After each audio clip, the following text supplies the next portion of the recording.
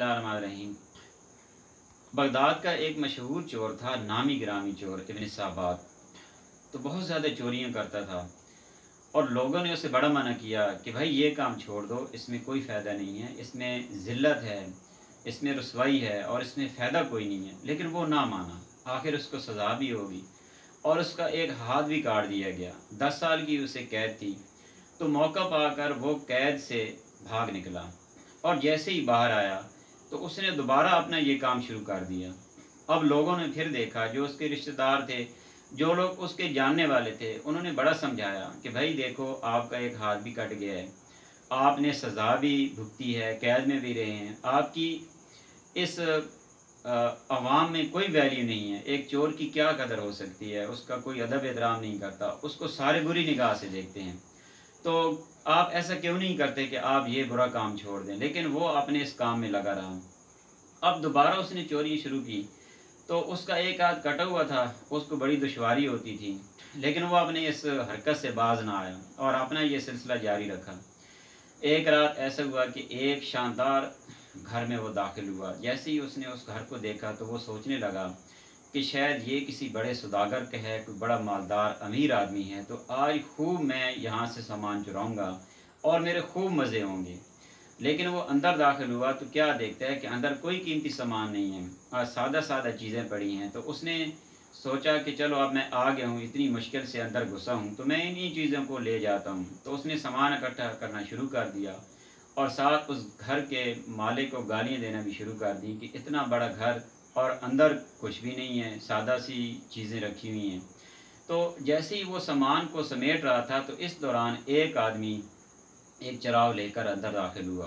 तो वो जो नामी गिरामी चोर था वो घबरा गया कि शायद घर का मालिक उठ गया है या कोई घर का फ़र्द उठ गया है या शायद चौकीदार है, इतना बड़ा घर है तो कोई चौकीदार भी हो सकता है, तो वो आ गया। तो जैसे ही वो रोशनी में उसने देखा कि एक बुज़ुर्ग हैं, तो वो कहने लगे कि भाई आप घबराओ नहीं, मैं आपकी मदद करने आया हूँ। तो वो थोड़ा उसको हौसला मिला कि शायद ये मेरी मदद करने आया है या शायद ये भी कोई चोर है। तो उस बुज़ुर्ग ने उसके साथ सामान इकट्ठा करना शुरू कर दिया और इस दौरान वो जो नामी गिरामी चोर था, उसने फिर गालियाँ देना शुरू कर दी कि ये कैसा मालिक है इस घर का कि इसके पास कोई कीमती सामान नहीं है।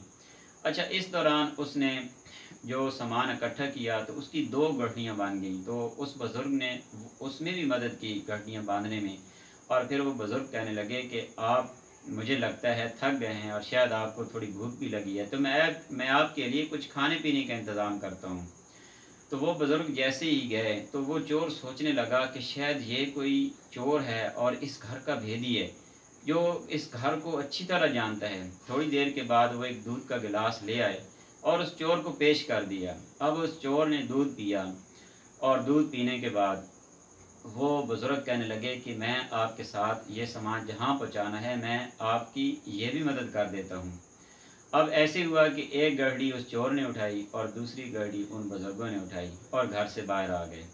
अब जैसे ही बाहर आए तो एक तरफ चोर ने चलना शुरू कर दिया, अब बुज़ुर्ग भी उसके साथ साथ हैं। अच्छा, चूँकि वो बुज़ुर्ग थे और रात का भी वक़्त था तो थोड़ा वो आराम से चल रहे थे, तो चोर उन्हें मलामत कर रहा था और उन्हें भी बुरा भला कह रहा था कि आप सही तरह से चल नहीं रहे, आप तेज़ चलें।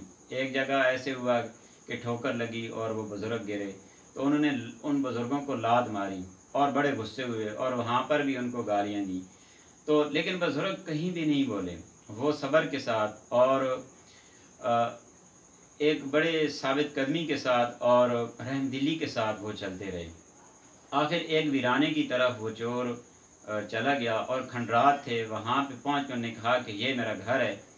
तो उन्होंने उस खंडरात में वो सामान, जो 2 गठरियाँ थीं, वो बचा दी और वो बुज़ुर्ग कहने लगे उस चोर से कि मैं ही उस घर का मालिक हूँ और ये जो सामान आप उधर से लाए हैं, मैं ये बख़ुशी आपको दे रहा हूँ।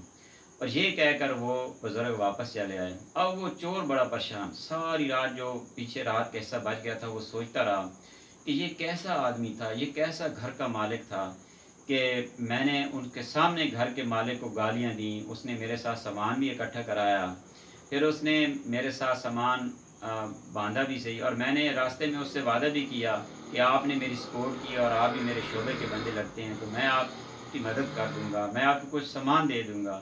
لیکن اس نے کوئی ایسا مطالبہ نہیں کیا، نہ ہی اپنے یہ راز اس نے میرے اوپر ڈسپلے کیا، اویزاں کیا کہ میں ہی اس گھر کا مالک ہوں۔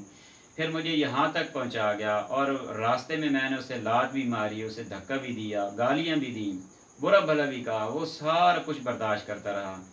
اور پھر سامان جیسے ہی میری منزل تک اس نے پہنچایا تو ساتھ اس نے یہ بھی بتا دیا کہ میں ہی اس گھر کا مالک تھا اور یہ سامان میں بخوشی آپ کو دے رہا ہوں۔